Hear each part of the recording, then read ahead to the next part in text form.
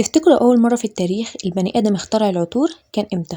المفاجأة إن المصريين القدماء كانوا أول ناس في العالم يعملوا عطور وبخور، مش بس عشان الريحة الحلوة، لأ كمان عشان الصحة والدين والتحنيط.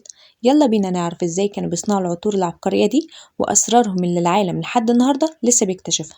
المصريين القدماء كانوا بيستخدموا مواد طبيعية 100% زي اللبان اللي كانوا بيجيبوه من جنوب الجزيرة العربية، وده عبارة عن صمغ عطري بيطلع من شجر اللبان، ريحته مميزة جدا ولما بيتحرق بيطلع دخان عطري.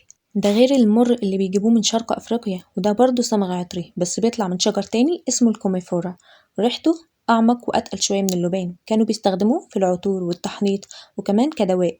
ده غير زهرة اللوتس اللي كانت بتنبت على ضفاف النيل، وكمان الزيوت العطرية من السمسم وحبوب الخروع، حتى القرفة وجوز الطيب كانوا بيستوردوهم من بلاد بعيدة جدا، كل ده عشان يخلطوهم في وصفات دقيقة جدا.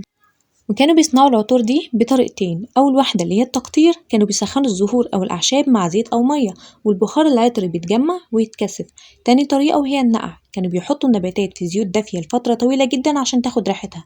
وأشهر وصفة عندهم كان عطر اسمه كيفي، والعطر ده كان بيتعمل من أكتر من 16 مكون، كانوا بيستخدموه في المعابد والبيوت وحتى كدواء للأرق.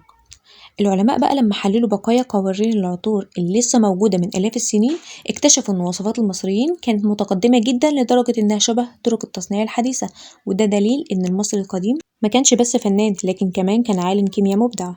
فالمرة الجاية اللي تحط فيها برفان أو تولع فيها بخور افتكر إن الفكرة أصلها من ضفاف النيل من أكتر من 3000 سنة. المصريين القدماء أول صانع عطور في التاريخ.